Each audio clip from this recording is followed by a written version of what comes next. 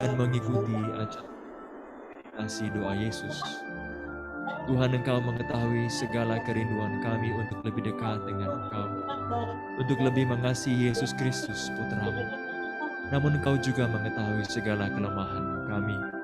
Maka kami mohon agar Engkau membimbing kami dengan kuasa Roh Kudus-Mu, sehingga api cinta kasih-Nya dapat membakar hati kami, supaya kami dapat menyerukan nama Yesus dengan penuh iman, pengharapan, dan cinta kasih.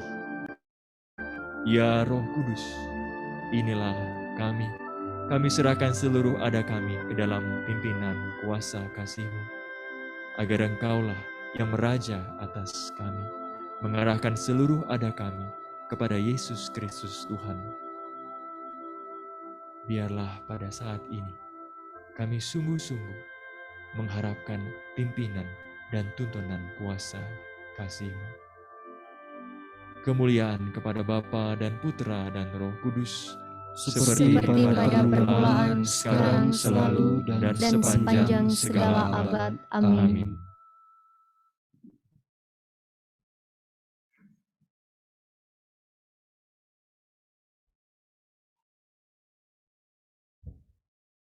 Baik, semuanya selamat malam. Selamat malam para frater juga yang ada bersama dengan saya di sini, juga Bapak, Ibu, saudara-saudariku yang terkasih yang ada di rumah malam hari ini. Apa kabar semuanya? Baik, Suster. Baik sekali, Suster. Kok saya nggak bisa dengar suara mereka ya? Bisa dikasih kencang. Mute. Sehat ya semuanya, Bapak, Ibu? Sehat, Suster. Baik, Suster. Sehat, baik, puji Tuhan Yesus. Bagaimana Anda mengalami sukacita? Ya, Suster. Iya, sukacita ya semuanya. Puji Tuhan karena pada kesempatan ini kita semua kembali berkumpul ya, meskipun lewat online. Saya akan melanjutkan sesi saya ya beberapa 1 bulan lalu ya. 1 bulan lalu berbicara tentang pentingnya cinta kasih itu. Nah, hari ini kita lanjut lagi tentang cinta ya. Memang membahas tentang cinta ini tidak ada habis-habisnya. Karena ini yang paling utama dalam kehidupan kita. Oke, kalau beberapa minggu lalu itu kita sudah melihat tentang apa itu cinta. Ya, saya sudah jelaskan tentang arti cinta itu. Kemudian juga ada karakteristik dari cinta. Nah, ciri-ciri orang yang mencinta itu seperti apa? Lalu kemudian ada 2 aliran dalam gereja ya. Ada yang sempat pernah tanya waktu itu, aliran asketis dan mistis itu ya. Jadi bagaimana kita mengusahakan kurban cinta kasih itu dalam hidup kita. Kemudian juga bagaimana pentingnya cinta kasih ini dalam kehidupan Santa Teresia dari Lisieux. Ya, jadi bagaimana waktu minggu lalu itu kita melihat cintanya sangat membara terhadap Tuhan Yesus. Lalu kemudian bagaimana dia mencintai Allah seperti seorang anak kecil yang melakukan segala-galanya untuk menyenangkan hati Bapaknya. Nah, pada kesempatan ini kita akan melanjutkan bersama-sama membahas tentang primat cinta kasih ini. Ya, kita akan membahas hari ini tentang faal-faal yang hakiki.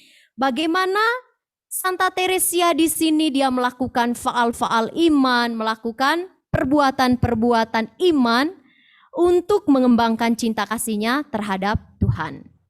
Nah, faal-faal yang hakiki. Nanti di sini kita akan melihat arti faal iman itu seperti apa. Kemudian bagaimana Santa Teresia menerapkannya dalam kehidupannya. Nah, sebelumnya saya mau bertanya dulu. Apakah ada yang tahu arti dari kata faal? Ada yang tahu arti faal?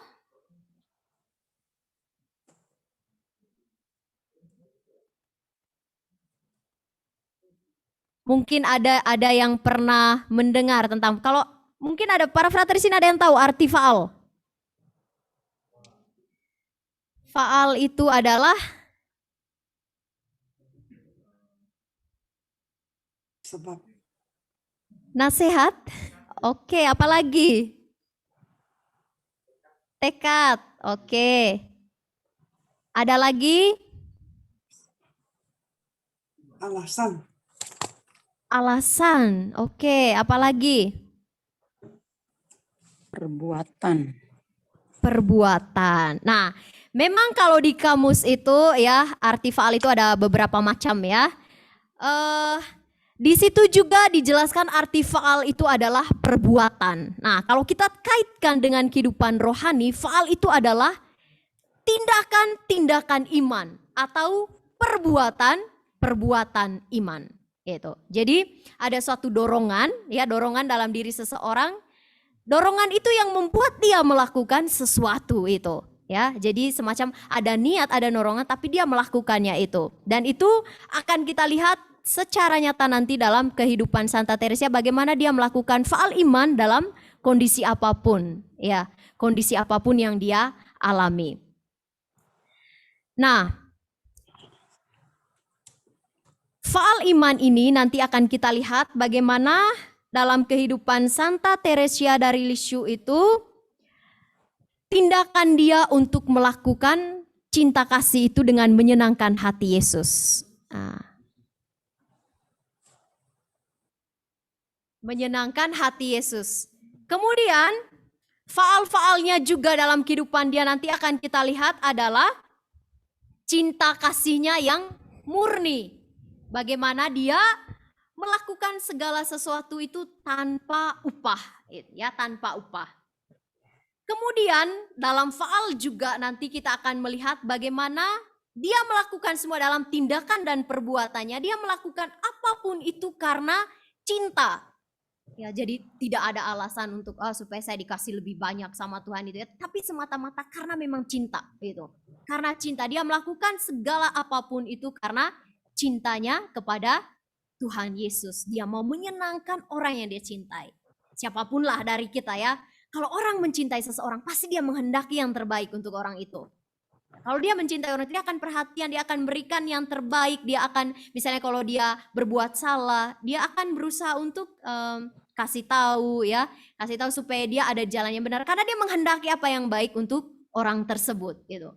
Ya, namanya juga mencintai ya. Berarti dia mau menyenangkan orang itu dengan tulus tentunya. Nah, dalam hidup Santa Teresia ini nanti kita akan lihat dia melakukan tindakan-tindakan dalam seluruh hidupnya itu karena didorong oleh namanya cinta. Jadi bukan hanya untuk supaya Tuhan itu beri dia rejeki atau beri dia upah atau ada balasannya begitulah, enggak. Tapi dia mau melakukan semua itu semata-mata karena cinta. Gitu. Karena kan kadang kalau misalnya kita di dunia ini kan misalnya nih mau cari muka gitu kan. Ya kalau orang bahasa gaul sekarang itu carmuk gitu ya. Carmuk dengan pimpinan misalnya. Wah manis gitu ya, mau buat sesuatu gitu supaya menyenangkan pimpinannya. Atau mungkin di tempat kerja gitu ya, supaya tidak dimarahin, supaya dia itu kelihatan baik gitu ya. Jadi pura-pura gitu ya melakukan itu ya. Intinya karena ada sesuatu, ada maunya itu. Ada U di balik B ya, ada peribahasa begitu kan, ada maksud tersembunyi di balik itu. Tapi di sini Teresia ini dalam faal-faal perbuatan iman dia itu karena memang benar-benar didorong dari dalam hatinya itu karena cinta. Ya, dia mau menyenangkan Tuhan, dia juga bertanya dalam apakah cinta saya itu murni untuk Tuhan. Kemudian juga saya mau melakukan semua ini karena cinta. Akhirnya dalam hidupnya nanti hidup sehari-harinya ya, dia memungut jarum, dia melakukan semuanya. Sudah kita lihat ya, saya ada kasih contoh beberapa minggu lalu itu. Dia melakukan semuanya itu karena cinta. Dia mau menyenangkan Yesus, supaya Yesus itu dikasih dan dikenali banyak orang. Oke, kita langsung saja yang pertama ya. Bagaimana faal-faal yang hakiki, perbuatan-perbuatan yang dia hakiki itu adalah yang pertama itu tindakan dalam kehidupannya itu menyenangkan Yesus. Nah, faal utama cinta kasih ini ya dalam hidup Santa Teresia ini mewarnai semua spiritualitas dia. Ya, makanya kan sangat terkenal jalan kecilnya dia itu adalah jalan cinta kasih. Nah, bentuk yang paling disenangi dari cintanya sebagai kanak-kanak itu adalah menyenangkan hati Yesus. Sama lah ya waktu kita kecil dulu gitu ya. Kita itu akan cari cara gitu ya untuk mendapat perhatian papa atau mama gitu ya. kemudian juga kita akan cari cara juga bagaimana saya menyenangkan papa saya gitu. Bagaimana saya menyenangkan mama saya gitu ya. Mungkin itu Anda alami ya di rumah gitu ya sama anak-anak gitu. Gimana caranya untuk menyenangkan papa dan mamanya. Nah, di sini gambaran Teresia itu adalah dia seperti seorang anak yang mau menyenangkan hati Yesus di sini. Nah, makanya dia juga mengenal semboyan orang kudus besar ya, orang kudus besar kayak Santo Ignatius gitu ya. Ada et maiorem de gloriam. Semua dia lakukan itu untuk kemuliaan Tuhan. Kemudian juga Santa Teresa dari Avila. Dia mau melakukan semuanya itu juga untuk Tuhan. Nah, di sini kita lihat Santa Teresia juga mau melakukan segala sesuatu itu untuk menyenangkan hati Yesus. Jadi Santa Teresa ini dia tuh sangat peka sekali melihat setiap kesempatan yang terjadi di sekelilingnya untuk menyenangkan hati Yesus. Ya, misalnya ketika dia dalam kondisi ada orang yang menyalahkan dia. Ya, yang saya pernah sharingkan itu menyalahkan misalnya padahal bukan dia yang menjatuhkan kunci waktu itu ya, tapi dia disalahkan dan dia mau menggunakan kesempatan itu, dia persembahkan. Dan juga ada kesempatan ketika mereka lagi cuci bersama gitu ya di tempat cucian gitu ya, cuci pakaian gitu ya. Terus tempat itu di situ tuh selalu ada tempatnya itu tuh kena sinar matahari gitu ya. Dan pasti kita lah menghindari itulah sebagai manusia, itu orang di situ panas gitu ya. Tapi Teresia di situ dia mengambil kesempatan itu dan dia persembahkan. Yesus, saya persembahkan ini demi cinta saya padamu. Nah, kemudian juga saat mencuci itu ya ada karakter yang terlalu semangat gitu ya, kucek bajunya gitu kan, sampai busanya itu kemana-mana gitu ya, atau mungkin juga nyuci piring gitu kan, pokoknya sabun gitu kan sampai ciprat gitu ya, kena sabunnya itu ke temannya. Nah, Teresia waktu kena cipratan itu ya, kena cipratan oleh temannya itu, dia menerima itu ya. Kalau kita secara manusia kita pasti, kamu ini kenapa kamu nggak hati-hati gitu ya, atau kena cipratan air sedikit atau sabun dikit, kamu udah berkata-kata panjang lebar gitu ya. Tapi Teresia enggak. Teresia dia menerima itu, dia diam, dia mempersembahkan, dia mengambil setiap kesempatan itu untuk menyenangkan Yesus. Kalau dipikir secara manusiawi, kamu ya sudah buat saya, kenapa kamu cipratin air gitu ya, atau misalnya kena air panas gitu ya, atau kena sabun begitu, atau cuci gitu kan, kena dia basah semua begitu ya. Tapi dia mau mengambil kesempatan itu. Untuk apa? Dia bukan untuk diri dia sendiri, tapi dia mau menyenangkan Yesus, dia mau persembahkan itu. Yesus, saya mau terima ini, dan saya persembahkan ini karena saya mencintai engkau. Jadi dia mempersembahkannya itu. Jadi dia tidak membalas atau dia menjawab atau dia berantem dengan temannya itu. Nah, dia menggunakan setiap kesempatan itu untuk menyenangkan. Itu baru hanya salah satu contoh saja ya. Belum banyak sekali contoh kehidupan dia yang lainnya. Maka dia mengatakan begini di sini. Saya jiwa yang kecil. Hanya bekerja semata-mata untuk menyenangkan dia, dan saya rela menanggung bahkan kedukaan yang paling besar sekalipun supaya dia bisa tersenyum satu kali saja. Jadi di sini bagaimana Santa Teresia itu dia mau berusaha menyenangkan Yesus dan dia rela dengan sungguh-sungguh menanggung apapun. Maka dalam kehidupan dia kan, di akhir kehidupan dia itu kan dia mengalami sakit ITBC itu ya, dan itu dia menderita sakit yang sangat parah. Kemudian saat akhir hidupnya dia juga mengalami kegoncangan iman, benar-benar dia digoda bahwa surga itu tidak ada. Dan itu kan padahal seluruh hidup dia itu kan semuanya dia sudah percaya sama Yesus. Kemudian dia percaya surga itu dia akan ada bersama Yesus. Tapi di saat akhir hidup dia itu, dia digoda bahwa itu tidak ada. Itu suatu penderitaan yang sangat hebat. Apalagi yang dia sudah percaya bahwa itu adalah akhir kehidupan dia akan bersama Tuhan. Tapi dia digoda bahwa itu tidak ada. Pasti runtuh semuanya. Di situ perjuangan dia itu ya. Tapi dia mau menanggung semua itu ya. Maka dia bilang raja para martir saja dia menanggung penderitaan begitu hebat. Maka dia juga mau seperti raja para martir itu. Tidak heran memang akhirnya di akhir kehidupannya dia mengalami sakrat maut juga yang luar biasa. Gitu. Tapi di sini dia mau menyenangkan supaya dia itu tersenyum sekali saja, kata Teresia. Tersenyum sekali saja. Maka dia rela tanggung apapun demi orang yang dia cintai. Ya.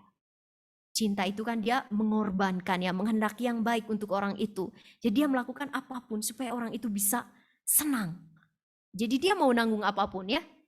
Kayak saya pernah sharing beberapa minggu lalu, contoh gitu ya, misalnya seorang bapak itu kan waktu kejar si ibunya gitu kan, pasti dia sangat berkorban. Itu. Kita juga dibiara ya, demi cinta pada Yesus itu mengorbankan apa? Keluarga. Mungkin dulu ada frater yang punya pacar ya, atau suster juga yang dulu ada mantan pacar ya. Meninggalkan itu demi sesuatu yang lebih luhur. Meninggalkan teman-teman, orang tua yang sangat dikasihi, adik-adik, semua keluarga besar gitu ya, ditinggalkan semuanya. Demi apa? Demi cinta pada Yesus. Itu demi cinta pada Tuhan itu. Jadi rela sungguh-sungguh menanggung apapun, kedukaan yang besar sekalipun, Teresia bilang. Kedukaan besar sekalipun. Nah, ini nih pernyataan orang yang sangat hebat dan sangat heroik ya, menurut saya ini pahlawan yang sangat hebat sekali bisa mengatakan ini. Maka ini penting sekali bagi kita.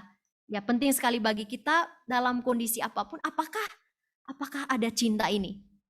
Atau ketika kita sakit, ketika mengalami misalnya nih keadaan keluarga atau masalah sedikit dalam rumah gitu ya.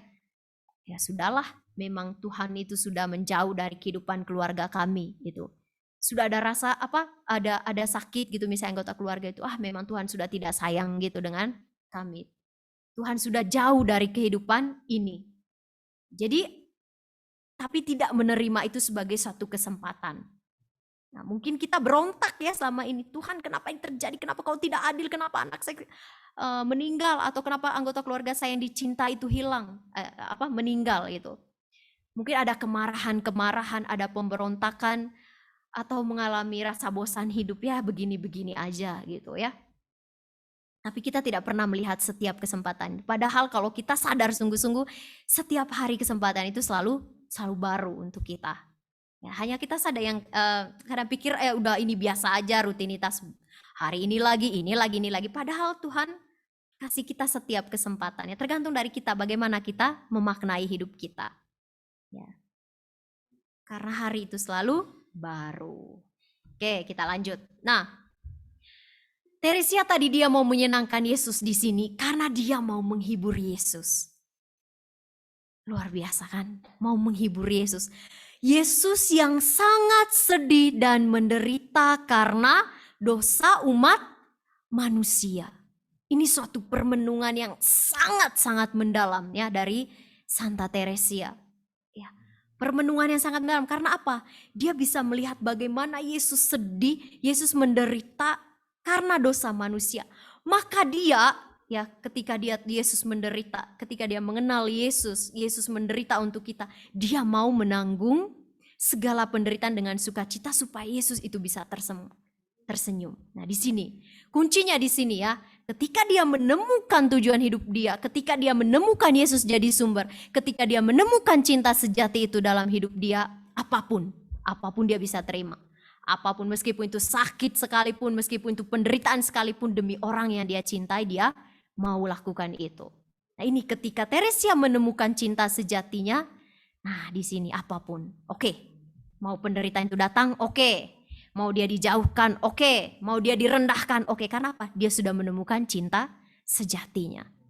Orang yang menjadi pegangan seluruh kehidupan dia. Dan yang memiliki seluruh kehidupan dia. Hebat ya, hebat Teresia ini patut kita teladani. Nah, di sini kita lihat ya dalam gambaran Yesus yang sedih, Yesus itu benar-benar menderita dan Teresia itu mau menyenangkan Yesus, Teresia mau menghibur Yesus, dan Teresia juga mau menyenangkannya. Nah, pertanyaannya bagi kita ini sekarang ya, bagaimana dengan kita? Apakah kita juga sudah melakukan hal ini? Atau ketika ada penderitaan itu datang, kita mengeluh? Atau juga sudah merasa bosan untuk hidup? Ya ini aja, ini kehidupan setiap hari gitu ya. Ya hari ini bangun, kerjaan ini selesai, besok itu lagi, ini gitu lagi, bangun kerja, itu lagi selesai. Satu hari terlewatkan begitu saja. Padahal banyak sekali kesempatan yang bisa kita ambil setiap harinya. Oke, nah kita lihat nih bagaimana Santa Teresia dia mempersembahkan setiap hari, dia mengambil setiap kesempatan itu untuk menyayangkan Yesus. Itu seperti persembahan mawar. Mawar yang dia persembahkan untuk Yesus itu adalah perbuatan cinta. Perbuatan cinta dan kurban. Jadi ketika dia menerima misalnya tadi ya, dia disalahkan, ya satu kesempatan itu kan ketika ada satu ada satu suster gitu kan, dia datang dari jauh gitu ya, dia membawa beban berat lah waktu itu ya di tangannya gitu. Kemudian Teresia dia kasih kesempatan untuk temannya untuk bisa mengambil kesempatan itu gitu. Tapi dia diam aja gitu. Tapi dia sebenarnya mau kasih kesempatan untuk temannya bisa mengambil kurban yang mengambil kesempatan saat itu untuk tolong itu. Tapi dia dianggap si Teresia ini pemalas gitu ya. Jadi dia dianggap pemalas, dia nggak peduli gitu ya. Tapi dia menerima itu, dia menanggung itu. Oke Tuhan, saya terima ini demi cinta saya padamu. Dan dia mau menanggung itu. Dan dia menjadikan itu sebagai mawar yang harum. Kurban itu menjadi kurban yang indah untuk Tuhan. Nah akhirnya perbuatan cinta kasih ini menjadi seperti sekuntum mawar indah di kaki Yesus. Yang tadinya mungkin kan hati itu jengkel ya ketika misalnya orang menilai kita. Padahal kita tidak melakukan yang seperti itu. Tapi orang menilai kita sesuatu yang buruk gitu. Menjadi indah, menjadi mawar yang indah di kaki Yesus ketika dia melakukan itu. Dia menerima itu dengan kasih. Makanya kenapa saya bilang ya dari awal itu ya. Makanya kenapa Tuhan itu lihat persembahan dan kurban cinta itu. Dan Tuhan cepat sekali untuk menjawab itu. Karena apa? Kita itu persembahkan dari diri kita, dari perasaan kita, sakit hati kita, dari kejengkelan kita saat itu. Jadi seperti Tuhan menghargai usaha kita saat itu. Ya, perasaan kita diruntuhkan, ego kita dikala saat itu, kita mau terima itu dan Tuhan lihat proses itu. Ya. Nah, menyenangkan hati Yesus berarti dia di sini itu mencintai dan mencintai. Ya, kerjaan itu cinta, mencintai. Dia juga mencintai suster yang menjengkelkan karena Yesus gitu ya. Mungkin saya pernah juga sharing itu ya. Jadi ada satu suster itu yang sangat menjengkel itu yang saya pernah cerita itu ya, suster itu. Kalau potongannya rotinya itu terlalu kecil dia bilang terlalu besar, dia potong kecil. Terlalu kecil, dipotongin besar. Terlalu besar gitu ya. Ada saja ya, apalagi susternya kan udah agak tua lah ya. Agak rewel gitu ya. Apapun jadi komentar gitu ya. Tapi Teresia dia melakukan. Dia tetap mencintai itu. Sebenarnya dia juga jengkel banget gitu ya ketemu suster itu. Tapi dia minta rahmat untuk tetap mencintai suster itu. Sampai satu hari susternya yang menjengkelnya itu tanya, Teresia kamu kenapa selalu lihat saya itu selalu tersenyum gitu? Ada hal baik apakah dalam diri saya? Nah Teresia dia tersenyum saja sih waktu itu ya. Tapi dia berkomentar dalam hati. Karena ada Yesus dalam dirimu. Coba kalau bapak ibu ya di rumah itu ya. Lagi berantem itu sama bapak ya. Wah sudah mulai menjauh gitu ya. Oh mendiamkan. Nah awal mula nanti itu tidak akan jadi komunikasi itu ya lama-lama mendiamkan gitu kan. 1 hari, 2 hari, 3 hari. Nanti lama-lama akhirnya jadi renggang gitu ya. Nah ketika itu menggugah batin itu ya. Kejengkelan itu ya untuk tersenyum saja. Nah itu akan melepaskan itu. Ya, ketika kita terbuka dengan rahmat, Tuhan akan kasih rahmat. Ya, saya pernah punya satu pengalaman ya. Namanya juga hidup berkomunitas lah ya. Anda di rumah aja dengan suami dengan anak itu pasti selalu ada clash. Apalagi kami hidup di biara yang ratusan orang, berapa puluhan orang, bayangkan dengan karakter yang berbeda. Latar belakang keluarga yang berbeda yang membentuk si A jadi begini, si B jadi begini. Dari negara yang berbeda. Itu luar biasa pertentangannya ya. Maksudnya karakter itu tuh mempengaruhi ya seseorang. Latar belakang keluarga yang membuat orang jadi mungkin tipenya dia yang kerjanya cepat, yang satu lambat, mungkin karena nggak terbiasa kerja di rumah gitu. Yang satu mungkin gesit mandiri sudah di luar, yang satu masih kanak-kanak baru masuk gitu kan, baru belajar ini apa begitu ya. Tapi saat ada bersama itu kan jadi pasti ada pertentangan pendapat. Nah sama lah. Saya juga punya kesempatan itu. Punya kejadian gitu ya. terjadi perbedaan pendapat ya, si A ini bilang gini, oh saya tidak terima, ya pendapat saya juga gini, akhirnya berantem lah ya, berantem mulut. Gitu. Dan kalau mau ketemu itu kayak jengkel gitu ya, itu menghindar. Oh dia udah jauh tuh dari sana gitu ya, saya cari jalan lain lah, belok gitu ya. Jadi kecenderungan manusiawi itu seperti itu. Terus mau ketemu di ruang makan, aduh ya cari cara gitu ya, belok gitu ya. Intinya cari cara lah supaya nggak ketemu itu ya. Lama-lama menderita juga gitu ya. Karena apa? Kita makan juga di ruang makan yang sama, terus doa juga, terus apa kegiatan itu seharian itu tuh bisa bersama. Tuh lama-lama capek gitu ya. Lama-lama capek. Nah ini udah satu kali ya. Mau berpapasan nih sama orangnya itu kan. Waduh ini udah di sana. Saya lari ke kamar mandi gitu ya. Sampai di kamar mandi saya tarik nafas, Yesus tolong beri saya rahmat untuk senyum. Untuk senyum dengan orang itu. Wah saya tarik nafas panjang ya, saya di kamar mandi itu ya tarik nafas. Oke. Ya, itu perjuangan itu di situ ya. Hanya untuk tersenyum, saya minta rahmat Tuhan tolong kasih saya rahmat supaya saya bisa tersenyum saja. Terus saya keluar dari kamar mandi ya, saya keluar itu rahmat Tuhan ya, rahmat Tuhan waktu ya. Orang yang berpapasan dengan saya, terus saya tuh tiba-tiba tersenyum gitu ya, saya sapa dan dengan seketika orangnya juga itu menerima gitu ya. Di situ terjadi rekonsiliasi di situ ya. Dia tersenyum, saya tersenyum, dia juga tersenyum, akhirnya dari situ kan bercanda gitu ya, akhirnya baikan gitu, terus cerita oh ya saya jengkelnya karena ini, saya juga jengkel karena ini, akhirnya terbuka gitu ya, kenapa saling ternyata memang ya beda pendapat ini, akhirnya saling rekonsiliasi, saling minta maaf, terus berdamai kembali gitu ya. Nah yang saya mau sharingkan di sini itu adalah bagaimana berjuang ya dengan rahmat juga lah ya, ada usaha juga dari kita, Tuhan akan kasih rahmat itu, yang penting kita juga berusaha. Nah, berusaha untuk mencintai orang yang menjengkelkan. Nah, ini sangat relevan sekali ajaran Santa Teresa ini ya untuk kehidupan kita. Bukan cuma kami di biara, tapi juga untuk Bapak Ibu. Apalagi tiap hari itu ya. Kalau suami maunya itu kalau pencet odol itu dari bawah gitu. Kalau istri maunya rapi gitu ya dari bawah. Tapi suami kan udahlah bodoh amat gitu ya. Hal-hal simple aja gak usah diribetin gitu ya. Ya namanya juga laki-laki yang mau yang praktis aja, yang to the point aja. Tapi perempuan beda. Perempuan itu detail ya. Ya detail. Terus kemudian juga kalau satu hari perempuan itu harus keluar 20 ribu kata. Kalau laki-laki tuh secara hormon gitu ya 7.000 kata. Jadi tidak, kalau perempuan tuh bawel itu ya. Jadi selalu ada perbedaan pendapat gitu. Nah di situ berjuang mengalahkan ego di keluarga itu. Berusaha untuk berkomunikasi. Kemudian berusaha untuk mencintai saat menjengkelkan itu gitu ya.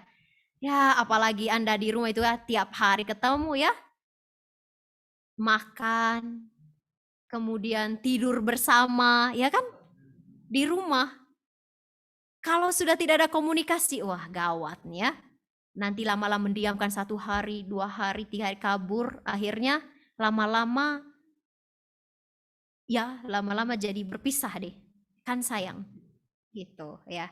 Nah di sini nih bagaimana kita mau berjuang seperti Teresia ini ya, mau mengalahkan diri kita untuk menyenangkan Yesus. Bukan apa-apa, kita mau mencintai Yesus dalam diri suamimu, dalam diri istrimu, dalam diri anak-anakmu. Ya, mertua itu juga ya. Ya udah jujur aja lah ya. Mungkin ya untuk kalangan para menantu ya ada juga mertua yang baik gitulah ya. Tapi banyak juga yang berjuang dengan mertua yang mungkin menjengkelkan, maunya ini tuh ada saja komentarnya gitu ya. Wah kadang jengkel juga, mertua saya ini gitu ya. Ada juga mertua itu jengkel sama menantunya. Ya saling begitulah ya, saling ada jengkel itu ya, masih manusia, itu memang wajar gitu. Tapi sekarang bagaimana kita berproses di dalam itu untuk mencintai si A, si B, si C, si D. Itu kita berproses di situ ya. Kita hidup kudus kan itu memang berproses di situ saat kamu berusaha mencintai orang itu yang menjengkelkan itu. Oke, sekarang kita lanjut. Faal hakiki dia. Yang kedua adalah cinta kasih yang murni. Nah, suatu saat Teresa itu bertanya ya dalam diri dia, apakah cinta saya itu sudah murni dalam hati saya? Nah pertanyaan ini diungkapkan dengan perasaan mungkin sedikit takut dan khawatir juga ya. Karena kan memang kadang kalau kita bertanya dalam diri, apakah cinta saya sudah murni? Atau ada sesuatu yang kita mau harapkan gitu ya. Apakah saya tulus mencintai orang ini, tulus dia, ataukah karena memang dia baik sama saya baik juga sama dia. Ya kan memang kalau mencintai orang yang mencintai kita itu mudah. Kamu baik sama saya, ya saya juga pasti cepat baik sama kamu. Kamu memberi saya ini, saya juga dengan senang hati. Nah, sekarang coba orang itu menjengkelkan. Bagaimana perjuangan mencintai di situ? Ketika kata-katanya pedas untuk kita gitu ya. Itu ya. Bagaimana berjuang mencintai. Nah, di situ ya dia bertanya di situ, apakah cinta saya itu sudah murni dalam diri saya, atau maka dia bertanya itu dengan takut dan khawatir gitu ya. Maka Teresia di sini dia mau melayani. Yesus, saya mau melayani engkau dan mencintai engkau itu tanpa upah. Dan Teresia bergembira karena memberikan kepada Allah suatu bukti cintanya yang murni. Dia juga berharap hanya kepada Allah dan merindukan surga. Nah, cinta kasih dia yang murni itu gambaran dia itu seperti bola. Ya. Oke, seperti bola. Nah, cinta yang tanpa pamrih, dia bilang ya, cinta yang tanpa pamrih tak menuntut balasan dan perhatian. Bahkan pernah Teresia mengatakan, saya ingin pergi ke neraka untuk mempertobatkan jiwa bagi Yesus. Dia rela mau masuk neraka itu ya. Yang penting dia mau menyelamatkan satu jiwa. Ini luar biasa. Ya.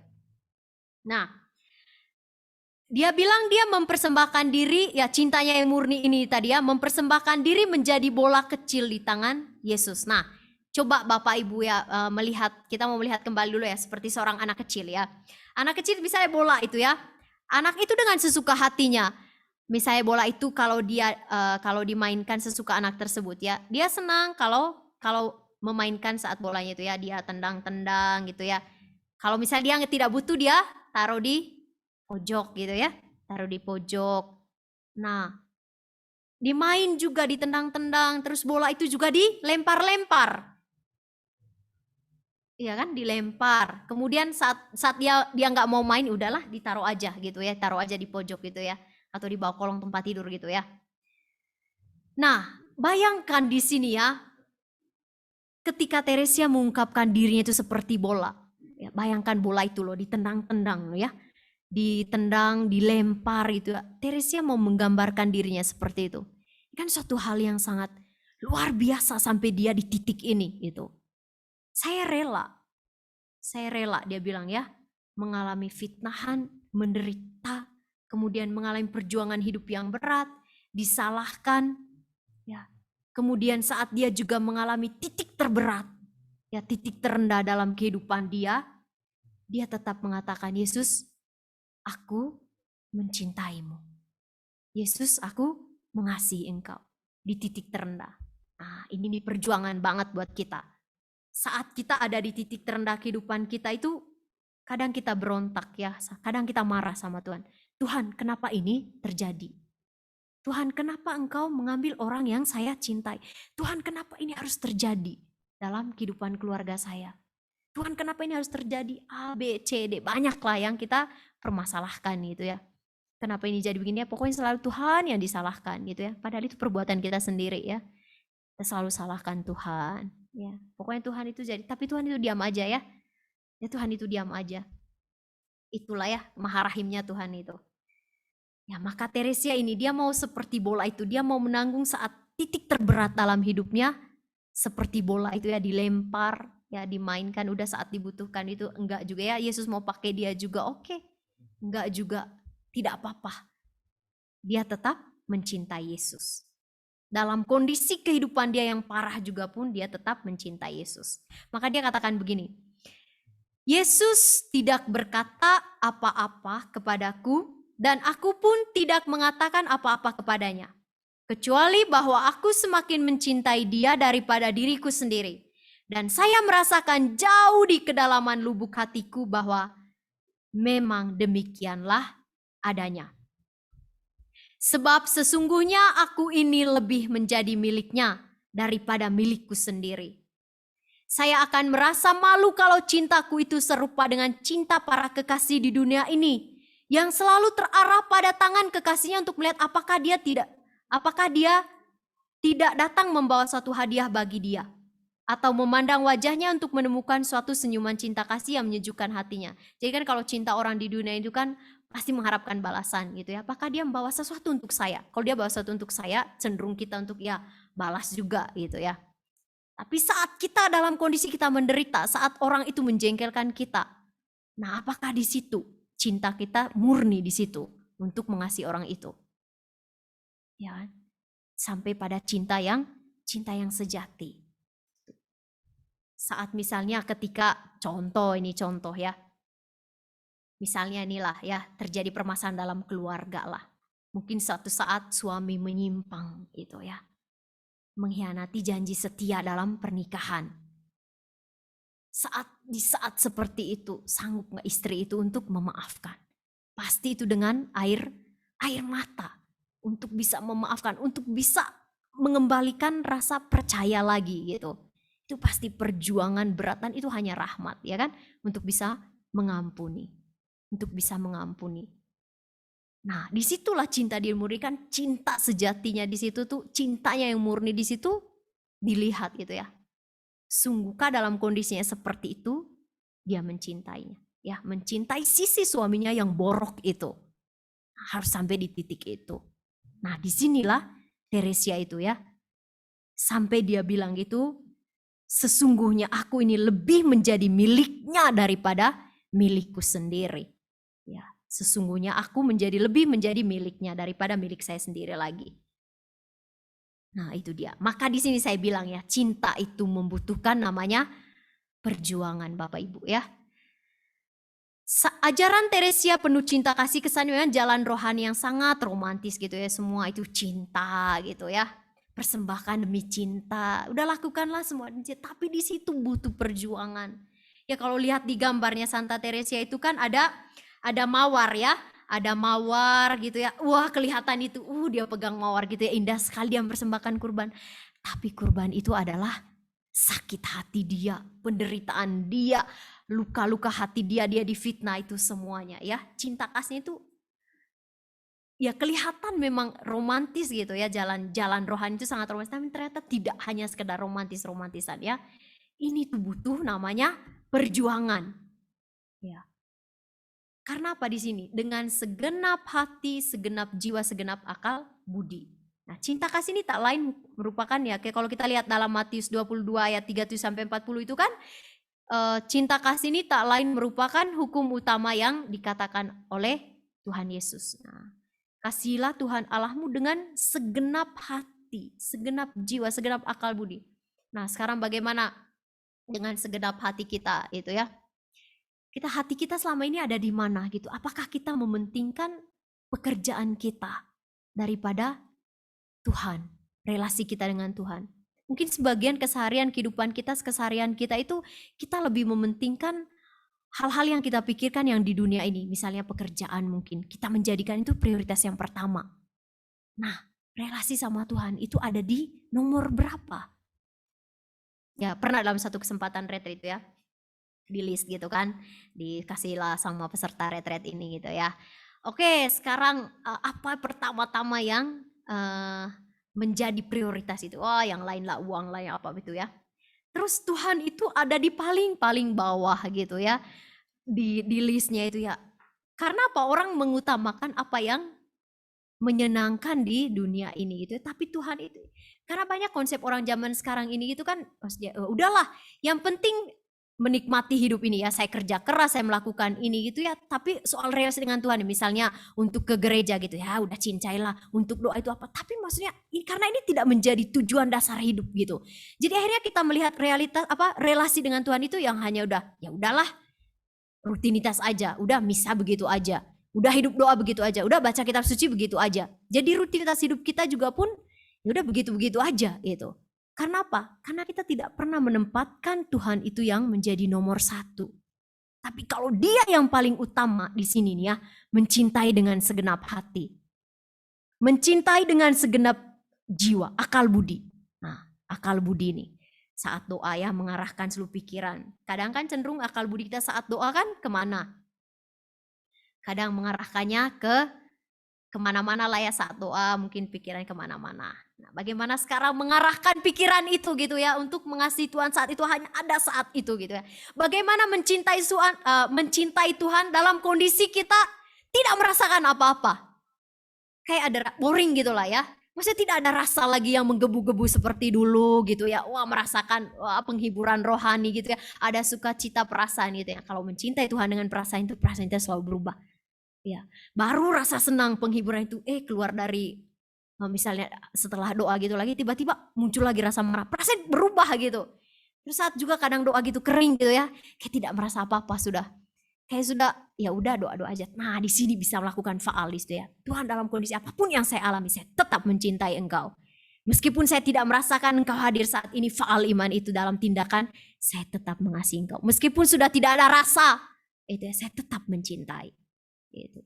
Jadi kita tidak mencintai Tuhan lagi dengan perasaan kita, tapi kehendak, dorongan dari dalam hati, dan kita lakukan itu dalam faal iman itu tadi ya. Faal untuk mengatakan, Tuhan, meskipun saya tidak merasakan, saya mencintai, tapi saya tetap mencintai Engkau ya. Ada tindakan iman di situ.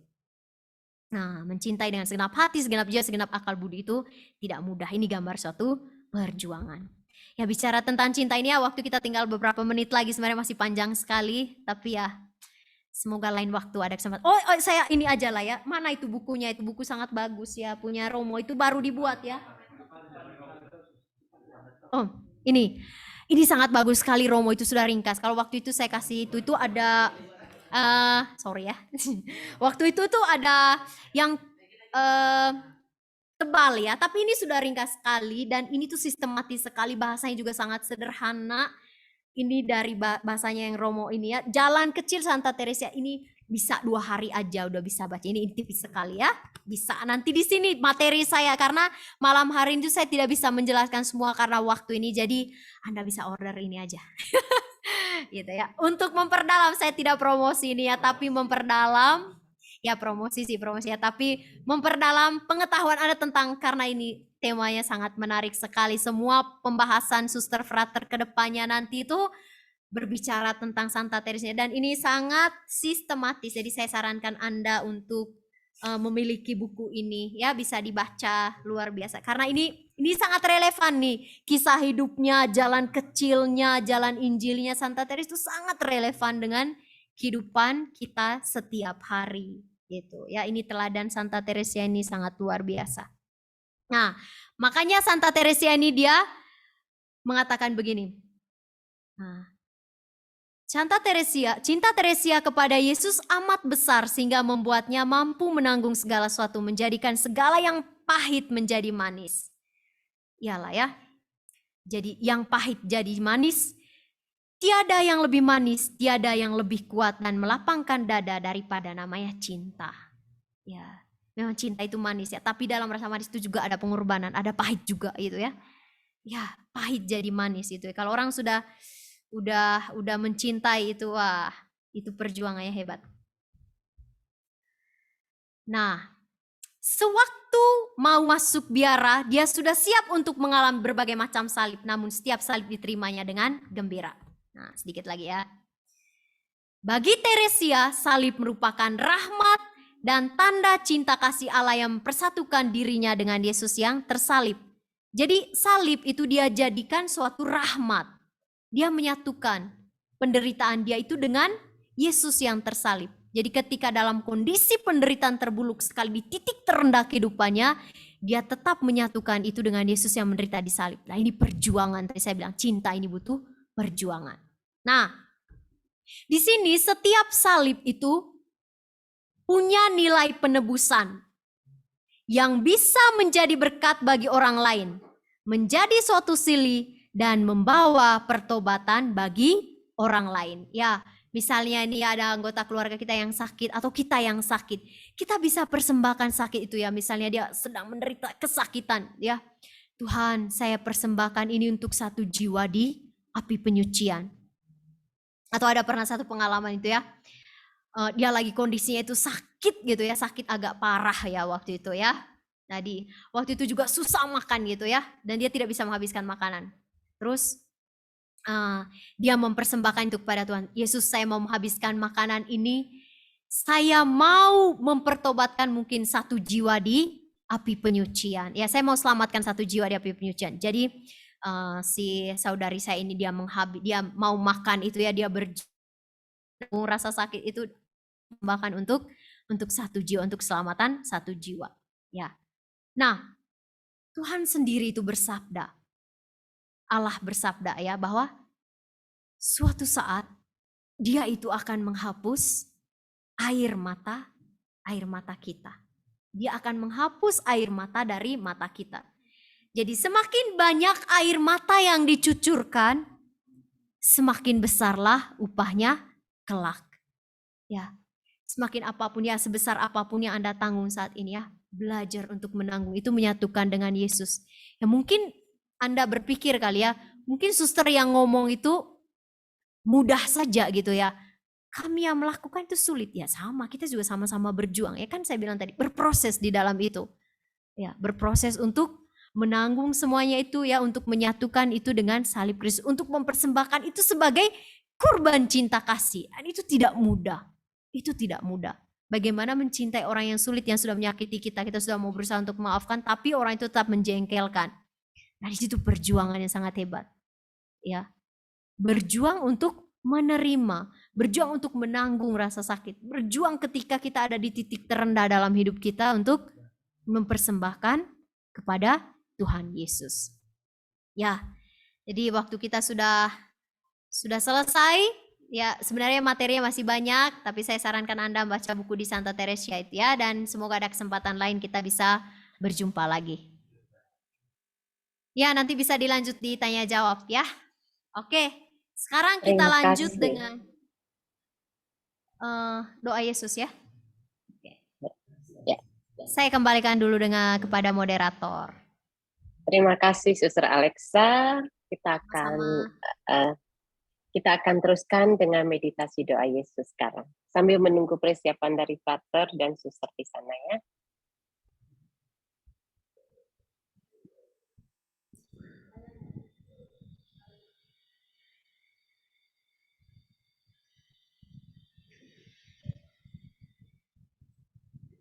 Bapak, Ibu, saudara-saudariku yang terkasih, mari sejenak saat ini kita mau hening untuk meresapkan pengajaran yang telah kita terima barusan.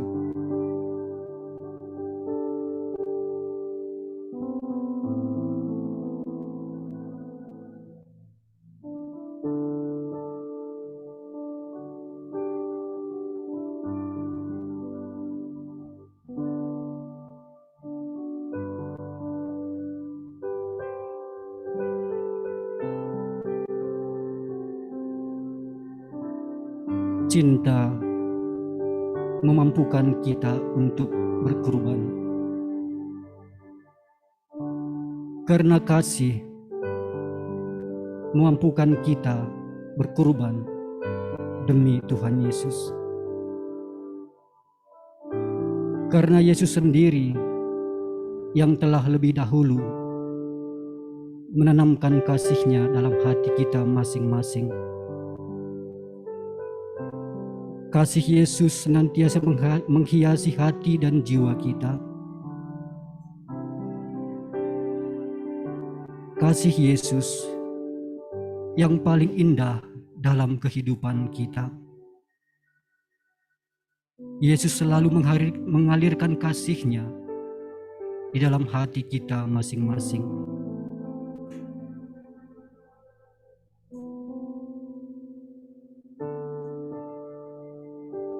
Mari saudara-saudariku yang terkasih, bersama kita nyanyikan Kasih Yesus Indah Dalam Hidupku.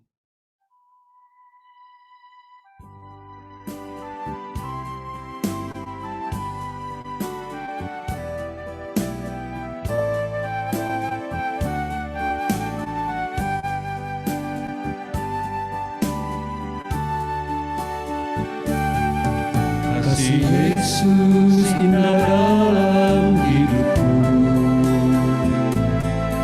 menghiasi hati dan jiwaku.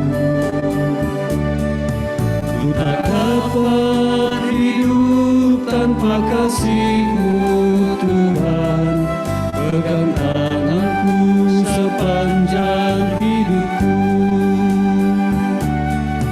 Kasih Yesus tinggal dalam hidupku, menghiasi hati dan jiwaku. Ku tak dapat hidup tanpa kasih-Mu Tuhan, pegang tanganku sepanjang hidupku. Kasih Yesus mengalir dalamku, seperti sungai yang tak pernah kering. Kasih Yesus mengalir dalamku, dalam kasih-Nya ku merasa teduh.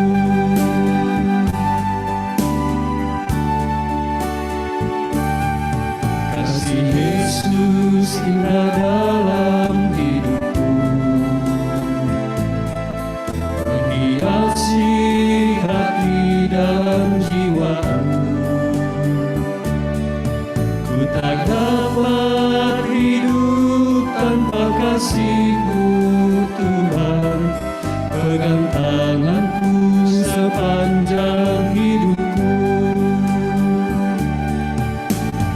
Kasih Yesus mengalir dalamku, seperti sungai yang tak pernah kering. Kasih Yesus mengalir dalamku, dalam kasih-Nya ku merasa teduh. Kasih Yesus mengalir dalamku, seperti sungai yang tak pernah kering. Kasih Yesus mengalir dalamku, dalam kasih-Nya ku merasa teduh.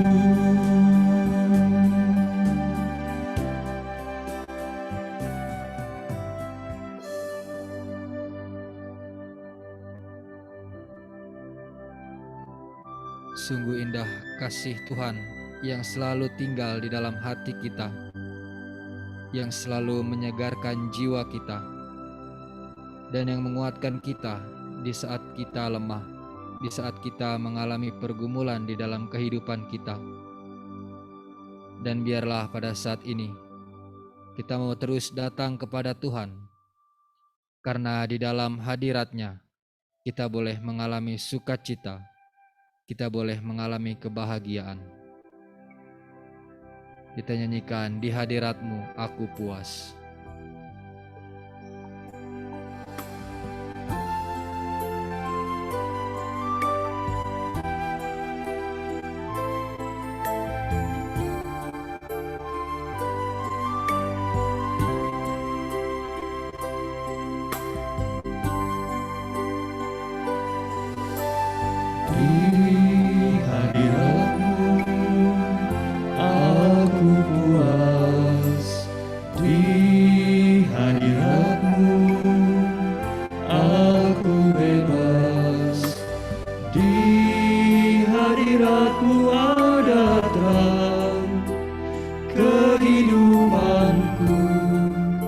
Pernyataan kuasa kekuatan-Mu,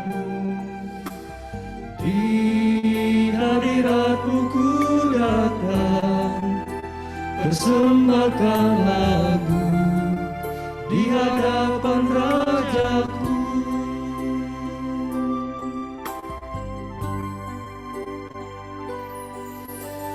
Di hadirat-Mu aku puas, di hadirat-Mu aku bebas, di hadirat-Mu ada terang kehidupanku. kuasa kekuatan-Mu. Di hadirat-Mu ku datang, persembahkan lagu di hadapan Rajaku.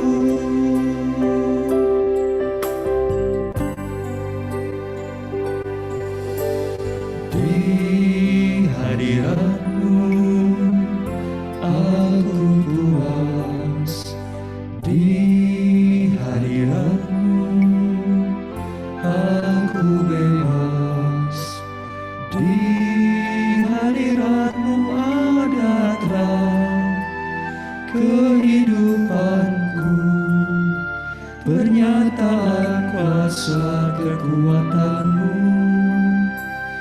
Di hadirat-Mu ku datang, persembahkan lagu di hadapan Rajaku.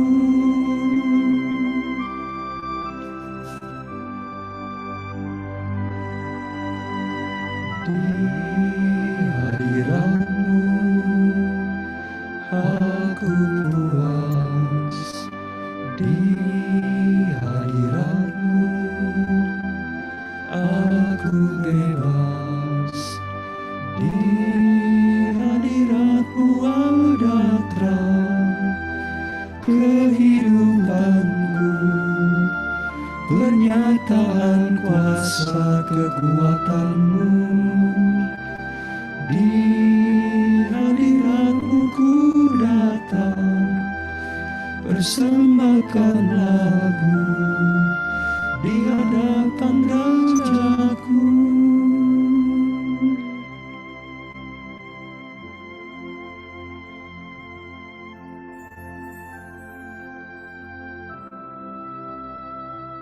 Biarlah pada saat ini, secara perlahan kita mau mengambil sikap duduk yang paling tepat bagi kita, yang akan memungkinkan kita untuk berdoa dan bertahan dalam diam dalam waktu yang cukup lama.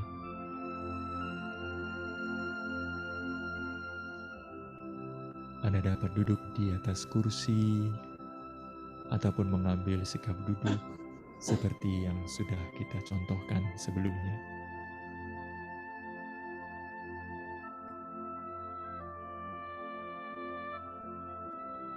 Usahakan agar punggung kita tetap tegak,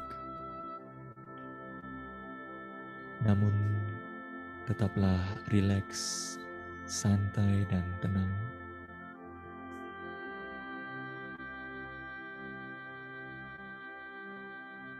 Kita mau menyadari akan kehadiran Tuhan Yesus di dalam hati kita.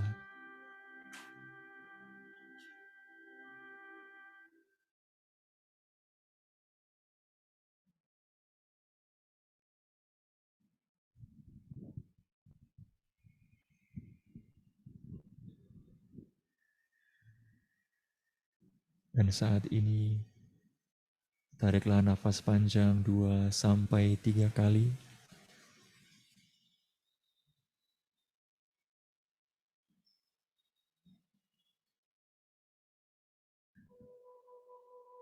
Dan mulailah serukan nama Yesus, nama yang menguatkan kita, nama Tuhan yang sungguh mengasihi kita.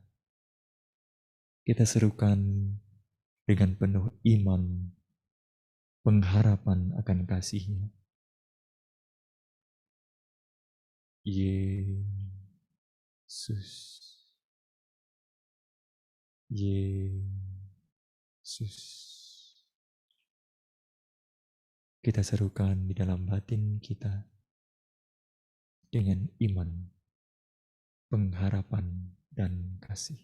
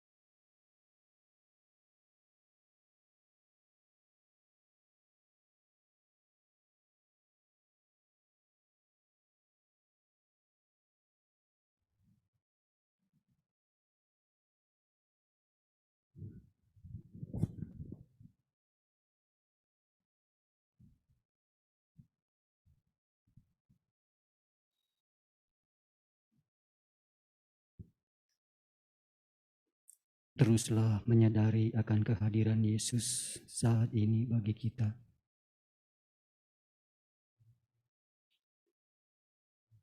Ia hadir untuk mencurahkan kasih-Nya ke dalam hati kita masing-masing.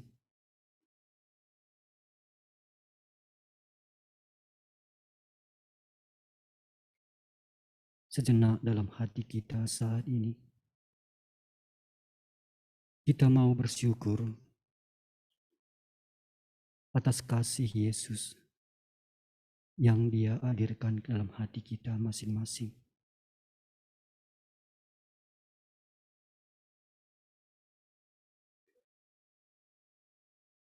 Dan kembalilah tarik napas 2-3 kali secara perlahan-lahan.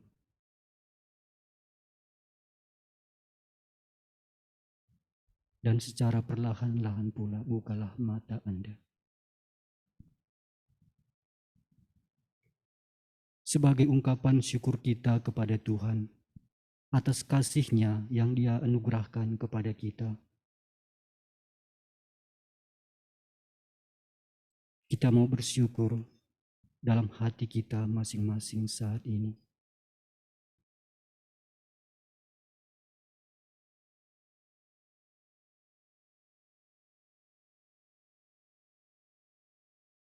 Mari bersama kita nyanyikan segala puji hormat juga syukur.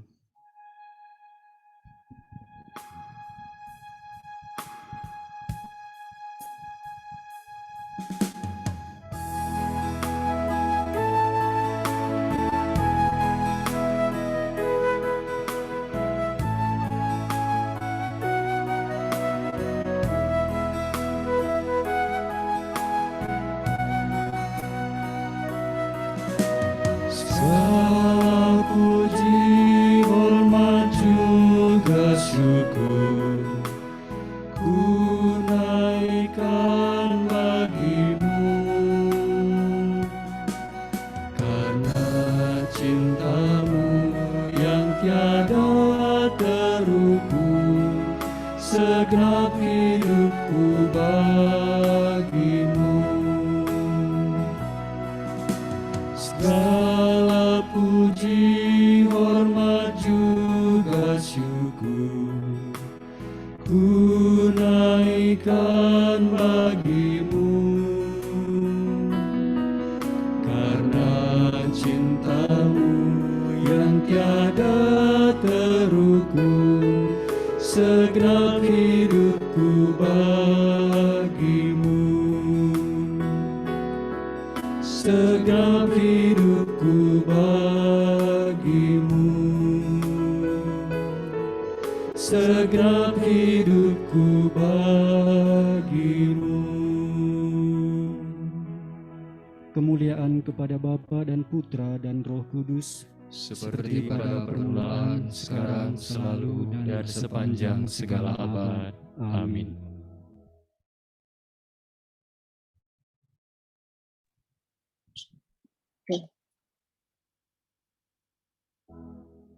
Terima kasih atas bimbingan meditasinya, Frater dan Suster dan Romo. Mari kita teruskan acara kita selanjutnya dengan tanya jawab. Ini teman-teman yang mau bertanya sudah menuliskan beberapa pertanyaan di dalam chat Suster.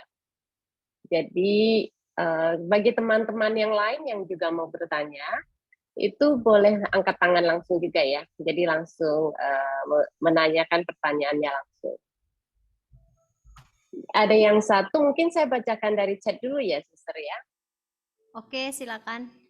Ya, jadi pertanyaannya, Suster, kemarin teman saya cerita bahwa dia seorang dokter. Suaminya minta cerai. Awal dia bingung, kenapa suaminya selalu cari-cari masalah, seolah-olah salah dia.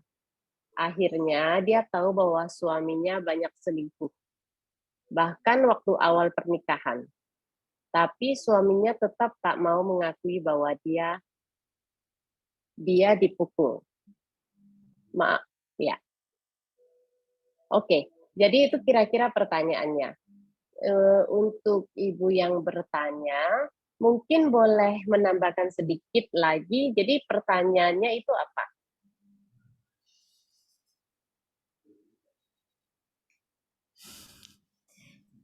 Baru Maksudnya, sekilas cerita. ya, ini baru sekilas cerita. Mungkin secara spesifik pertanyaannya itu kemana ya? Ini Bapak atau Ibu? Ibu Lindawati ya? Mungkin bagaimana mencintai kali di sini ya.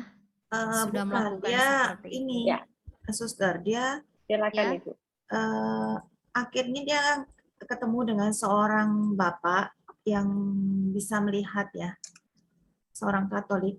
Dia berkonsultasi dengan bapak itu, tapi kemarin dia cerita sebenarnya saya tidak setuju karena dia janji dengan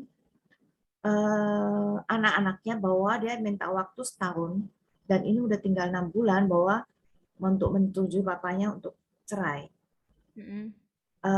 Dengan dari bapaknya itu dia bilang dia disuruh jadi seperti menahan suaminya supaya di rumah karena suaminya sering golf dan hang dengan teman-temannya kumpul-kumpul, dia pulang bisa sampai pagi.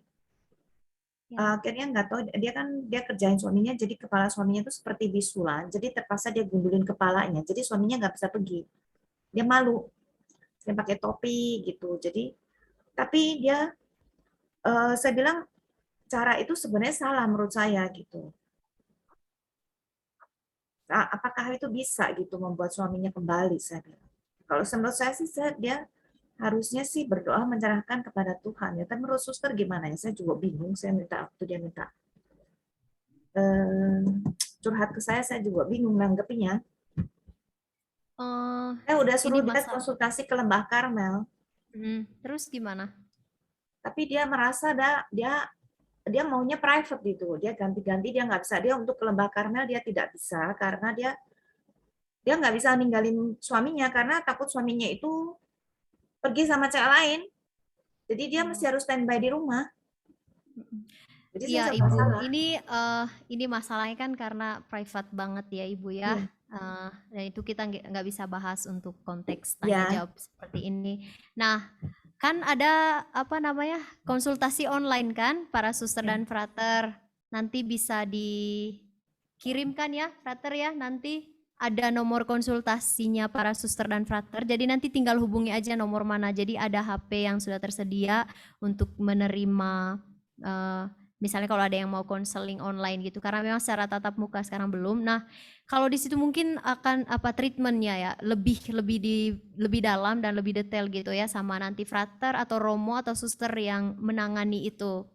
Jadi nanti mungkin untuk tindak lanjutnya bagaimana begitu ya, karena ini masalahnya sangat pribadi sekali, karena kan juga dari sisi suami, dari sisi istri gitu ya. Intinya ini masalah pribadi lah gitu ya. Saya tadi juga ragu untuk menanyakan, cuma tapi nggak apa-apa lah ya. saya juga bingung untuk menjawab dia gitu loh, karena saya takut dia jadi jadi melakukan banyak dosa, jadi lebih salah melangkah lagi gitu. Jadi nanti bisa disarankan Ibu ya untuk kalau misalnya dia untuk tatap muka kan belum, jadi nanti bisa konsultasi lewat online aja, nanti bisa by telepon gitu ya, dengan nanti mungkin nomornya dapat romo atau suster atau frater gitu. Ya. Iya, jadi nanti kita akan mungkin kita akan kirim secara private chat untuk nomor telepon yang bisa diajak konsultasi kepada Ibu Linda ya. Iya. Terima kasih suster untuk jawabannya dan jalan keluar yang diberikan untuk Ibu yang bertanya. Masih ada pertanyaan yang lain? Mungkin ada yang mau sharing ya dari pengalamannya waktu dia berdoa tadi, terus dari sesi mungkin ada yang tersentuh, ya nggak harus bertanya lah ya, tapi kan misalnya ketika ada sharing kan itu meneguhkan juga gitu kan, atau mungkin bagaimana menerapkan materi kita minggu lalu kali kan, mungkin ada yang udah praktek gitu ya, mungkin ada yang mau sharing kali. Silahkan. Ya Bapak Ibu, ya. Silakan Bapak Ibu, ada yang mau sharing atau mau melanjutkan bertanya, silakan. Saya sendiri merasa sangat tertarik dengan pembahasan suster ini. Jadi sebenarnya saya juga banyak pertanyaan, Suster. Mungkin yang lain dulu, masih ada yang lain yang mau bertanya? Saya bisa sharing sedikit kali ya, Suster ya. Sedikit Silakan, boleh, Ibu. banyak Jadi juga gini, boleh. karena enggak, jadi saya kan Ya, udah mengikuti retreat meditasi ini beberapa kali ya. Dan ya. kemarin saya coba praktekkan. Jadi saya nggak ikut acara keluarga suami saya gitu. Di acara keluarga saya itu saya dengar dari anak saya. Anak saya bilang, "Mami jangan cerita ya kalau mami saya udah cerita ke mami bahwa mertua saya itu di belakang saya, keluarga suami saya ngata-ngatain saya gitu." Cuman saya waktu itu saya pikir, saya pertama sakit hati. Cuman saya pikir, saya ingat pada saat meditasi begini kan dikasih tahu bahwa kita harus mempersembahkan kepada Tuhan Yesus. Gitu kan. Ya. Suster Teresia itu kan, dari situ saya duduk diam. Saya berdoa, Tuhan saya serahkan semua itu kepada hati kudus Yesus. Memang hati saya sakit saja. Tapi saya percaya gitu, Tuhan pasti akan menolong saya. Memang awalnya susah, tapi setelah beberapa lama, akhirnya saya bisa terima. Dan saya bisa merasa lebih lega gitu. Iya. Awalnya memang sakit, tapi saya pikir udah. Akhirnya saya juga nggak negor suami saya atau apa, nggak ribut ke mereka. Saya pikir ya udahlah, itu urusan mereka dengan Tuhan gitu loh. Iya. Jadi bagi saya, pokoknya saya berusaha memaafkan mereka dan saya tidak membalas. Tapi hati saya memang lebih tenang. Jadi saya merasa menjalani sesuatu itu seperti ya udahlah, nggak ada apa-apa gitu. Jadi seperti biasa aja, cuman saya pasrahkan semua kepada Tuhan. Gitu. Saya persembahkan kepada hati Yesus. Itu aja. Ya, puji Tuhan ya Ibu ya. Jadi memang ketika kita terbuka dengan rahmat Tuhan, jadi itu kan ada usaha ya dari diri kita, usaha untuk terbuka dengan rahmat itu dan mau mengampuni. Ya, kalau misalnya Ibu masih merasa kadang kurang tidak tenang atau mungkin masih terpikir lagi, coba Ibu tekuni doa Yesusnya itu ya. Jadi ketika Ibu melakukan doa Yesus dengan sungguh-sungguh, itu juga buah-buahnya itu akan terlihat ya. Jadi sakit hati pun nanti itu bisa Tuhan lepaskan ya. Karena apa yang akan bergema dalam diri kita adalah Yesus. Itu Yesus. Dan Yesus akan melepaskan juga ya, entah luka kita, sakit hati kita, terus mungkin kekhawatiran kita dalam pikiran kita juga, Tuhan akan lepaskan itu. Karena apa? Nama Yesus itu nama yang penuh kuasa. Ya, apalagi ketika juga Ibu mempersembahkan itu ke Tuhan. Wah, itu tuh Tuhan, saya persembahkan sakit hati ini itu ya. Pernah ingat gak Ibu yang saya pernah cerita yang seorang pemuda itu yang mau balas dendam kan? Yang mau pergi bunuh itu mantan itu. Si cowok dari ceweknya dia itu. Ya, ketika dia berjuang, dia terbuka ya, dia terbuka dengan rahmat Tuhan dan ada usaha dari dia. Itu saat itu Tuhan juga gitu ya, ambil semua sakit hati itu ya. Ya bersyukur sebab Tuhan mengambil rasa sakit hati itu ya. Puji Tuhan, kalau Ibu merasa tenang ya, lanjutkan terus ya. Tetap berharap sama Tuhan, pasrah sama Tuhan, serahkan semuanya sama Tuhan. Ya Tuhan pasti, saya bilang itu ya, Tuhan akan melihat air mata Ibu itu dan Tuhan memperhitungkan. Ya, terima kasih tanggapannya Suster Alexa. Masih ada lagi Ibu Linda yang mau didalami dari jawabannya Suster Alexa? Terima kasih. Cuman saya memang merasa dari situ saya merasa lebih lega ya. Memang awalnya susah, tapi saya bisa saya pikir ya sudahlah, memang kita kan harus selalu mengampuni gitu aja. Walaupun mereka bagaimanapun saya tetap saya nggak mau membalas lah. Iya. Oke, Iya. ada lagi Ya, yang mau terima kasih. melanjutkan? Dari bapak-bapak ini gimana nih yang ada? Ada bapak-bapak yang ikut? Banyak, Saya dengar tadi Suster, ada banyak Bapak Niko bapak-bapak ya? juga yang ikut. Bapak Nicholas ya, KTM dari Wolosambi nih sangat aktif sekali Bapak Niko.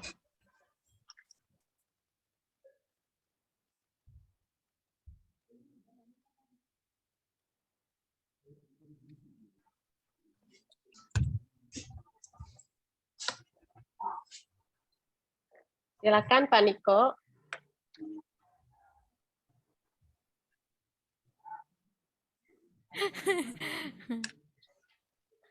Mungkin sambil menunggu Pak Niko, ini saya ada pertanyaan, Suster. Saya ada pertanyaan satu mengenai mungkin nggak beda-beda sekali atau nggak jauh sekali dengan pertanyaan yang kemarin. Mungkin saya sendiri juga terjebak di pertanyaan ini gitu. Ya. Jadi pertanyaannya, apakah Tuhan Yesus senang apabila kita menderita dan mempersembahkan penderitaan kita kepada Tuhan? Dan kenapa? Ya, pasti tidak lah ya. Tuhan selalu menghendaki yang terbaik untuk kita. Kita bahagia lah ya.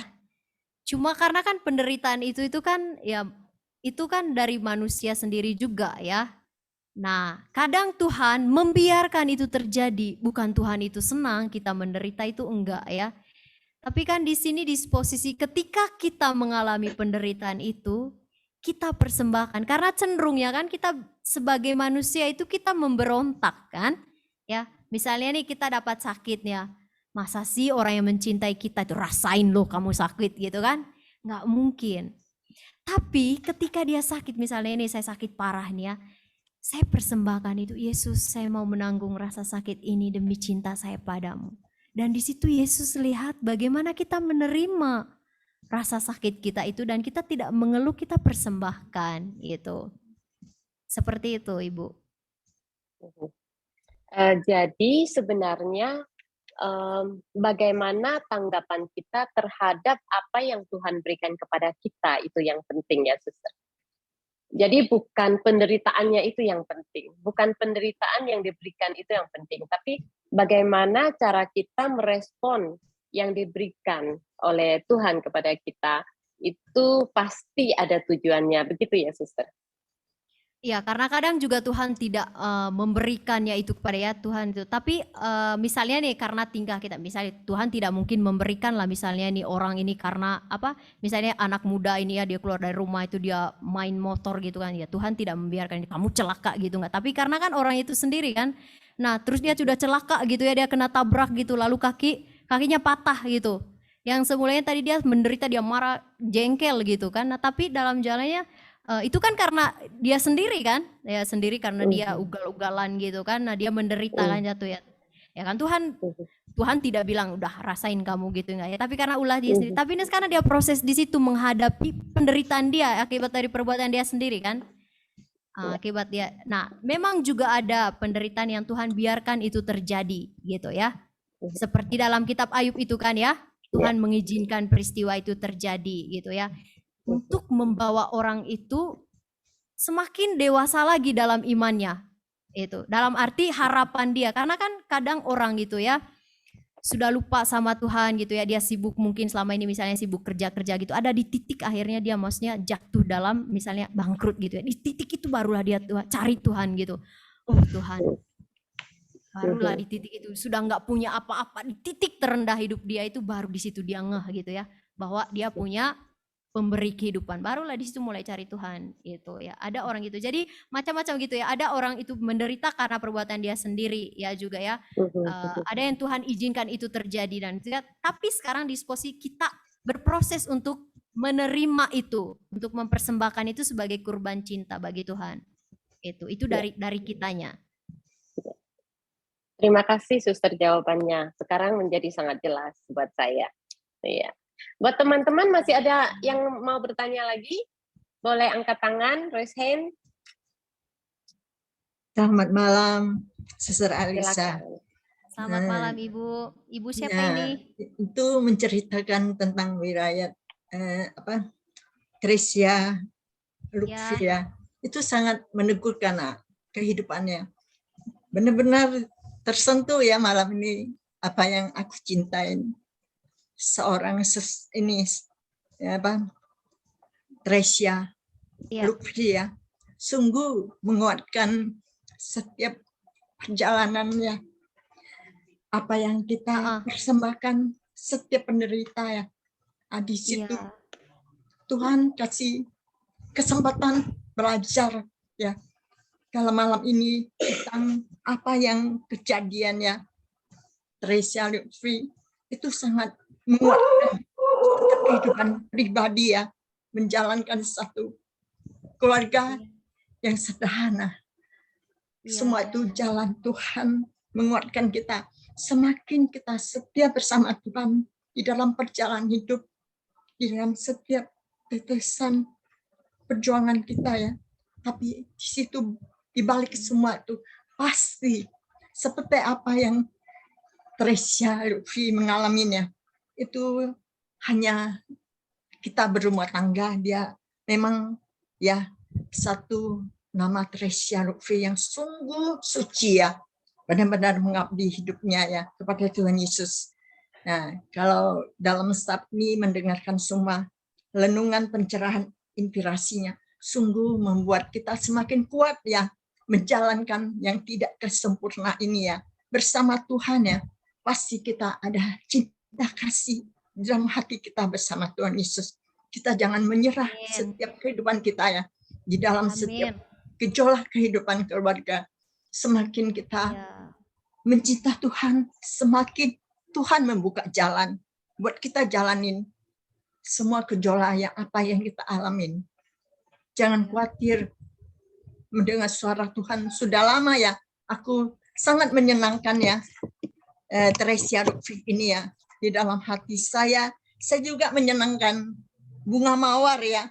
Ternyata adalah satu penderita ya.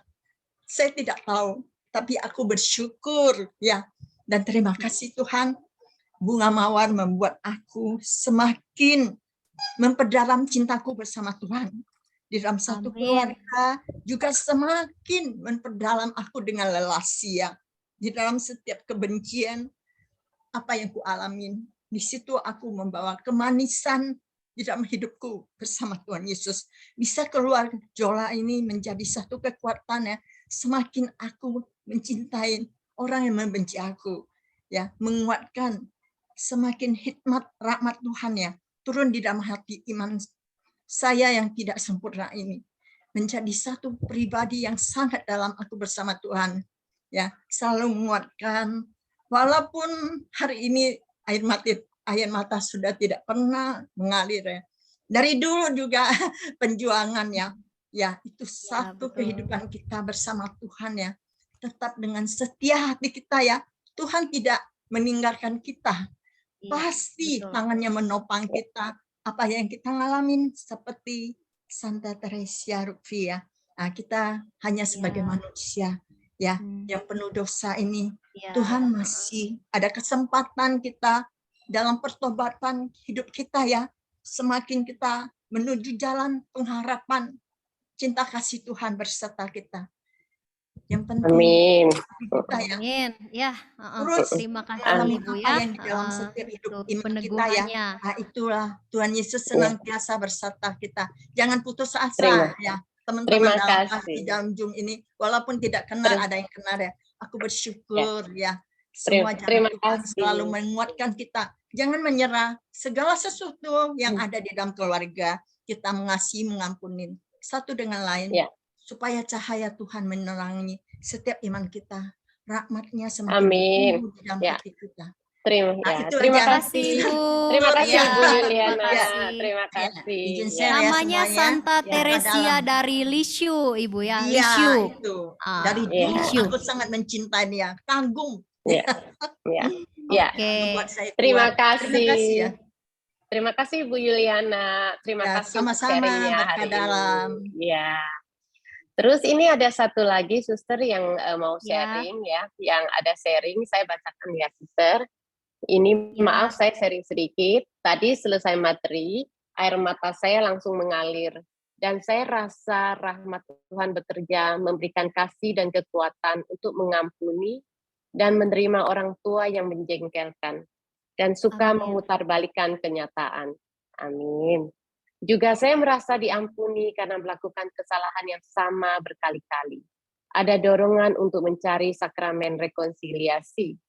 Terima kasih untuk kesempatan doa ini.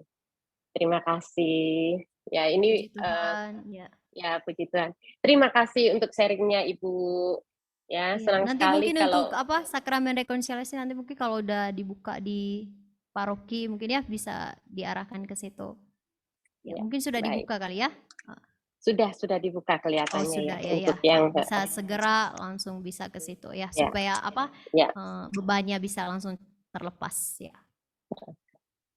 ya. Oke. Oke. Terima Ada kasih lagi? atas sharingnya malam ini. Masih ada? Iya, mungkin kita masih punya waktu sekitar 5 menit kalau masih ada yang mau bertanya. Kalau tidak ada, itu kita akan lanjutkan dengan doa penutup. Silakan Bapak Ibu kalau masih ada. Untuk itu Oh yang ya, untuk ada satu. konseling tadi, untuk nomor konseling tadi bisa nggak di Oke. Nanti di- akan di-post Ibu. Nanti akan di-post di grup. Akan ya, di-post di grup ya Ibu ya. Ya, ya. saya sudah dapat. Ya, Ya. begitu juga dengan buku. Order di mana saya juga sudah dapat. Nanti kita akan masukkan ke dalam grup ya Ibu. Terima Terima kasih. kasih. Ya, sama-sama. Iya, kalau tidak ada lagi pertanyaan, itu mungkin kita akan, sorry, masih ada nggak? Oke, saya cek chatnya udah nggak ada juga ya. Oke, kita akan lanjutkan dengan doa penutup. Ada Romo yang bisa memberikan berkat ya hari ini ya. Jadi setelah doa penutup, kita akan minta Romo untuk memberikan berkat. Ada pengumuman dari pihak suster.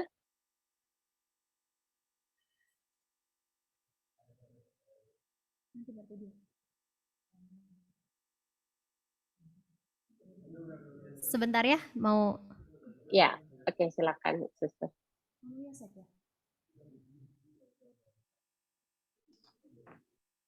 Ibu, selamat malam, suster. malam. Selamat malam, Selamat Ibu. malam. Selamat malam, Bapak-bapak. Saya boleh sharing sedikit ya? Iya. Saya udah ikut. Silakan Pak. Ya.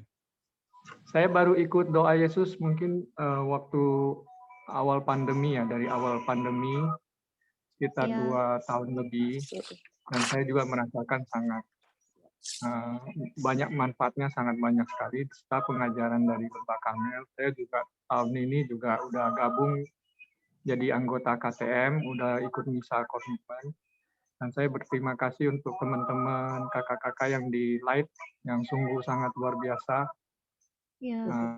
dalam ikut membagikan doa Yesus ini. Dan saya juga semakin lama semakin menyadari, oh ternyata rahmat Tuhan itu sangat luar biasa, dan yang selama ini sering kekayaan rahmat Tuhan itu yang banyak sia-sia saya buang, saya tidak tanggapi, jadi terbuang sia-sia. Dan dengan pengajaran Santa Teresa Lisieux juga benar-benar menguatkan saya dalam menjalani terutama pandemi ini bersama keluarga. Nah, saya sangat berterima kasih kepada suster, pater, dan juga teman-teman dari The Light. Iya. Terus berjuang dan terus membagikan doa Yesus. Terima kasih. Ya. Terima kasih Pak Romi. Amin. Ya. Iya. Ya, suster, mungkin kita sudah harus mengakhiri ya. Kita udah waktunya sudah habis. Kita akan masuk ke doa penutup. Ya, setelah doa penutup kita akan lanjutkan dengan berkat dari Romo. Ya, terima kasih. Ayo silakan Shirley dengan doa penutupnya. Mari teman-teman kita berdoa bersama-sama dalam nama Bapa dan Putra dan Roh Kudus. Amin. Puji dan syukur kami panjatkan kepadamu Bapa untuk seluruh berkat dan penyertaan-Mu kepada kami pada hari ini. Kami juga ingin memanjatkan rasa syukur dan terima kasih kami atas bimbingan Roh Kudus dalam kesempatan meditasi doa Yesus malam hari ini. Semoga seluruh pengajaran tentang cinta kasih dan pengalaman batin yang kami terima darimu melalui Suster Alexa malam ini dapat berbuah manis sesuai dengan kehendak-Mu. khususnya di dalam keluarga kami dan seluruh komunitas meditasi doa Yesus. Kami ingin memohon bimbingan Roh Kudus dalam hati dan pikiran kami, agar seluruh hidup kami hanya tertuju pada kemuliaan nama-Mu. Kami juga ingin mendoakan teman-teman dimanapun mereka berada, agar mereka juga merasakan kasih-Mu pada malam ini. Untuk menutup sesi malam ini, kami ingin memohon berkat-Mu melalui Frater, Romo Yosef. Ya, silakan. melalui Romo Yosef, Tuhan bersamamu, dan Bersama bersama rohmu. semoga Allah yang Maha Kuasa memberkati saudara-saudari dalam nama Bapa dan Putra dan Roh Kudus. Amin. Amin. Amin. Iya. Terima kasih Suster Alexa untuk Kembali pembahasannya hari kasih. ini. Ya. Selalu menarik. Saya berharap nanti ada kesempatan lain kali lagi kita mau membahas cinta kasih ini lebih dalam lagi. Mungkin di sesi-sesi yang terpisah ya, Suster ya. Ini menarik sekali dan rasanya nggak pernah cukup gitu. Betul ya teman-teman Tanya Romo ya. Yosef ya, masih banyak bahannya. Belum Ya, selesai. Romo. Ibu Lina, Ya, Romo. ini Suster Alexa ini tahun ini akan diutus studi ke Roma. Jadi Wah. lagi proses surat-suratnya itu lagi diurus. Wah. Jadi doakan semoga prosesnya lancar. Jadi Semoga dia bisa lancar. berangkat. Amin. Wah, terima Ya, kasih nih didoain banyak orang. amin. Ya, nanti ibu-ibu sama bapak-bapak bantu doa supaya studinya lancar. Dia akan studi Amin. spiritualitas. Nanti dalami yang ini nih ya. Amin. Ya, Amin. aduh senang sekali ya. Kalau nanti Berarti- bapak ibu ada yang pergi ke Roma, tolong kunjungi dia. Ya, Suster, pasti dikunjungin, Suster. Nah, nanti dibawain sambal dari Indonesia, Sus. Sambal sama kerupuk udang. Iya, sambal sama kerupuk udang. Nanti Baik, Romo semoga Yosef sukses. lanjutkan bahas tentang cinta kasihnya. Iya. Dan kita menunggu Suster pulang juga, nanti kita dapat ilmu lebih banyak lagi ya. Betul. Iya. Amin ya, Mo ya. Amin. Iya. Iya. Ada teman-teman yang mau nanya-nanya sama Suster Alexa nih, udah mau pergi lagi susternya. Minggu besok mudah-mudahan masih Suster Alexa lagi ya. Ya, kita mesti minta izin minta sama Romo. Mo. Dan minggu depan nanti ada suster lain yang akan memberi. Ah ya. Dan Ya. susternya bagus-bagus semua. Iya. Bapak Ibu. Sampai ketemu bulan depan ya. Terima kasih. Iya. Terima kasih Terima banyak Suster kasih, Alexa. Romo. Terima Ya. kasih Romo. Selamat malam, Terima kasih selamat Frater. istirahat. Terima kasih banyak ya untuk Terima kebersamaan kasih. kita dalam dua pertemuan. Ya. Iya. Doakan ya Bapak Ibu. Makasih Bu. Makasih Iya. Suster. Makasih, Amin. Suster. Banyak. Ya. Amin. Selamat malam. Ya, Selamat selamat malam. malam Bapak Ibu. Malam Sampai semua ketemu teman-teman bulan dalam depan. kasih Tuhan. Ya. Terima kasih. Selamat malam, terima Suster. kasih. Terima kasih Romo. Makasih ya, Romo, makasih. Suaranya Suster Alexa bagus. Eh, Suaranya Suster Alexa bagus. Nanti tolong Suster nanti kalau balik lagi tolong suaranya disiarkan lagi ya Suster.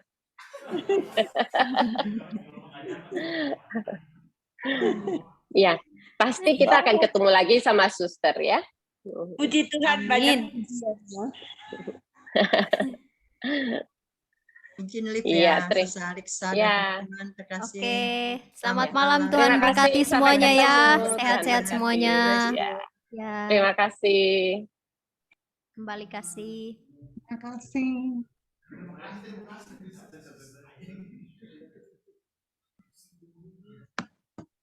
Saya akhiri ya, Sus. Saya end ya meetingnya ya. Terima kasih.